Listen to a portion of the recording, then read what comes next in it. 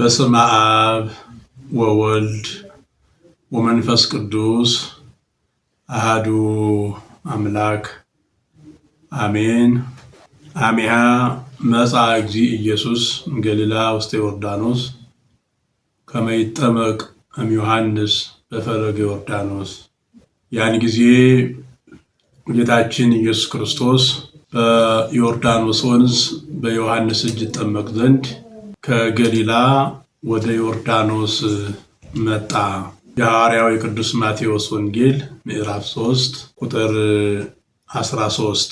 የተከበራችሁና የተወደዳችሁ በሀገራችን በኢትዮጵያ እንዲሁም በመላው ዓለም የምትገኙ ኦርቶዶክሳውያን ከሁሉ ነገር አስቀድሞ እንኳን ለ2018 ለጌታችን ለኢየሱስ ክርስቶስ በዓለ ጥምቀት በሰላምና በጤና አደረሳችሁ አደረሰን ለማለት ፈልጋለሁ። የጥምቀቱ በረከት፣ የጥምቀቱ ሰላም፣ የጥምቀቱ ጸጋ በያላችሁበት እንዲደርሳችሁ የአምላካችን የመድኃኒታችን የኢየሱስ ክርስቶስ መልካም ፈቃድ ይሁን። ጥምቀት የዕዳ ደብዳቤያችን የተደመሰሰበት፣ ልጅነታችን የተመለሰበት፣ የጌታችን ትሕትና የዮሐንስ ክብር የተገለጠበት፣ የሥላሴ አንድነት ሦስትነት የተገለጠበት፣ የድንግል ማርያም ወላዲተ አምላክነቷ የተገለጠበት በዓል መሆኑ ግልጽ ነው። በመላው ዓለም የኢትዮጵያ ኦርቶዶክስ ተዋሕዶ ቤተክርስቲያን ባለችበት ሁሉ ይሄ ጥምቀቱ በዓል ወጣቱ፣ አዛውንቱ፣ ሕፃናቱ ሁሉም በአንድነት ሆኖ እንደሚያከብረው ታውቃላችሁ። እኛም ዘንድሮ በአዲስ አበባ ሀገረ ስብከት ስር በለሚ ኩራ ክፍለ ከተማ የሚገኙ ሦስቱ አድባራት ደብረ ፀሐይ ንዑ ቅዱስ ሚካኤል፣ ደብረ ጽዮን ቃጥላ ቅድስት ማርያም እና ሙታንሳ ደብረ ኃይል ቅዱስ ገብርኤል በጋራ ይህንን የነፃነት በዓል በአንድነት እናከብራለን። ስለዚህ በአያት አካባቢ፣ በአራብሳ አካባቢ፣ በ72 አካባቢ ያላችሁ ምዕመናን ዘንድሮ ከአምናው በተለየ መልኩ አካባቢውን በማስዋብ ባንዲራዎች በመስቀል ለሀገራችን ለኢትዮጵያ በመጸለይ ታቦታተ ሕጉ ከመንበረ ክብራቸው ተነስተው በዋዜማው 72 አካባቢን ይባርካሉ።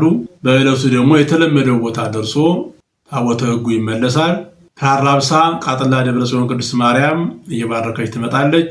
ከውሃ ታንከር አካባቢ ደግሞ ደብረ ኃይል ቅዱስ ገብርኤል እየባረከ ይመጣል። ስለዚህ የአካባቢው ምዕመናን በአጠቃላይ ታቦታተ ሕጉ ወጥቶ አካባቢውን የሚባርኩበት ዕለት ስለሆነ ነጭ ልብሳችሁን ለብሳችሁ ሰላማዊ በሆነ መንገድ በንዑ ሚካኤል አደባባይ ባለው ባህረ ጥምቀት ተገኝታችሁ ይህንን የነፃነትና የክብር በዓል እንድታከብሩ በእግዚአብሔር ስም ጥሪዬን እያስተላለፍኩ ከከተራ ዕለት ጀምሮ እሁድ ከ9 ሰዓት ጀምረን እንቅስቃሴ ስለምናደርግ በሀያት፣ በ72፣ በውሃ ታንከር፣ በአራብሳ አካባቢ ያላችሁ ምዕመናን ታቦታተ ሕጉን በማጀብ ወደ ንዑ ሚካኤል አደባባይ ባህረ ጥምቀት በመምጣት የጌታችን የመድኃኒታችን የኢየሱስ ክርስቶስ የበዓለ ጥምቀቱ በረከት ተካፋይ እንድትሆኑ በልዑል እግዚአብሔር ስም እያሳሰብኩ፣ እንዲሁም ቃና ዘገሊላ ደግሞ የራሱ በዓል እንደመሆኑ መጠን በ11 እና በ12 ሁለቱንም በዓላት በመምራት የተሻለ የወንጌል አገልግሎት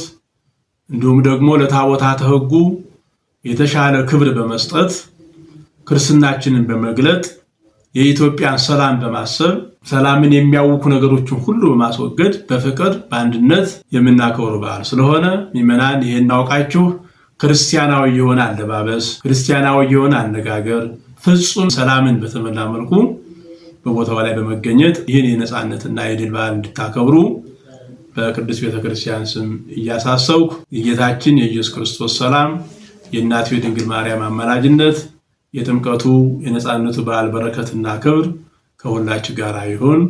ወስብሐት ለእግዚአብሔር አሜን።